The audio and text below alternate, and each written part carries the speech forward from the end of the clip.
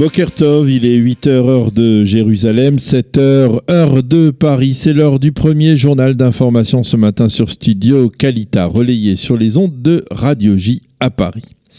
L'État d'Israël et en particulier ses services secrets ont déjoué au cours des 3 dernières années une 50aine d'attentats terroristes à travers le monde, dont 12 pour la seule Turquie. Le Mossad et les renseignements militaires ont en effet fourni aux pays concernés par ces attentats les informations permettant de démanteler les réseaux terroristes avant qu'ils ne puissent commettre leurs méfaits.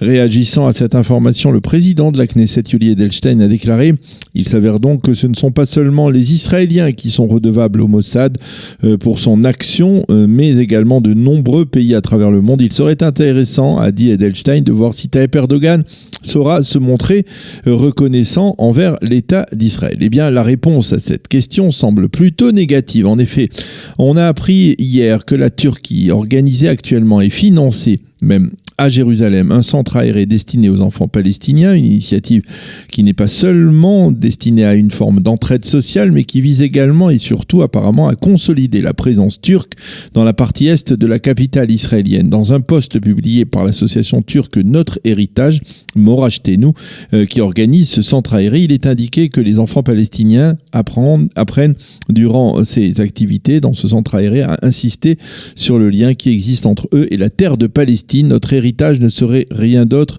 que cette organisation, donc Notre Héritage, ne serait rien d'autre que le bras avancé de Tayyip Erdogan au cœur même de Jérusalem. On sait que le président turc a un intérêt à faire monter parfois la tension, en particulier sur le mont du Temple, et qu'on avait remarqué au cours des 2 dernières années la présence d'éléments subversifs d'origine turque.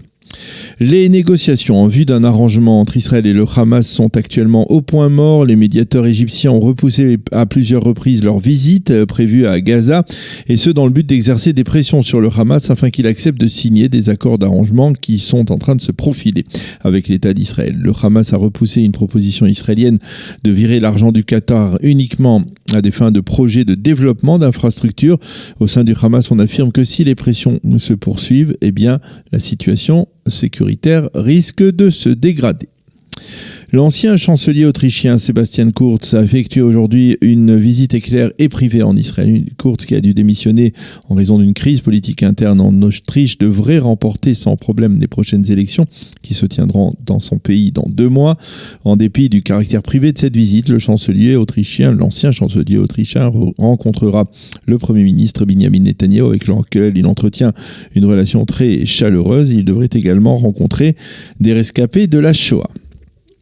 Une page politique dans ce journal d'information, un sondage révélé ce matin sur les ondes de Kol Israël, la radio israélienne, révèle qu'il n'y a pas pour l'instant de vainqueur clair aux élections qui se profilent donc le 17 septembre prochain. Si les élections devaient avoir lieu aujourd'hui, le Likoud et le Parti bleu-blanc perdraient chacun 5 mandats et se retrouveraient à 30 mandats pour chacun de ces 2 partis. Le Israël Beitenu de Avigdor Lieberman, lui, se renforcerait considérablement avec 9 mandats.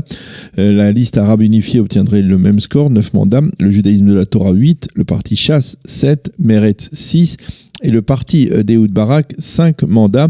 À droite, la nouvelle droite de Bennett, renforcée par Moshe Feiglin, obtiendrait 5 mandats, tandis que le foyer juif Ehud Leumi obtiendrait 4 mandats seulement. De facto, c'est la formation de Lieberman qui déterminerait donc, dans ce cas de figure, l'identité du prochain Premier ministre.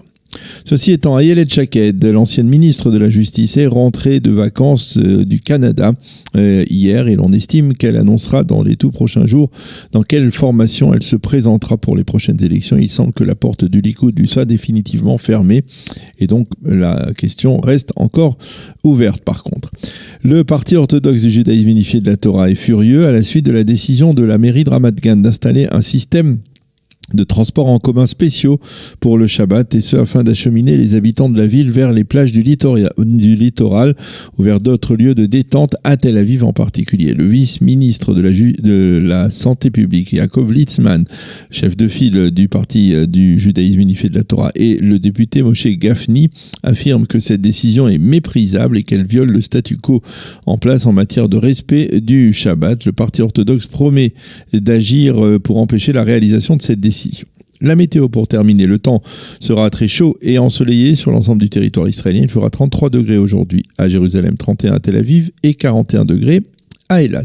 C'est la fin de ce premier journal d'information sur Studio Kalita.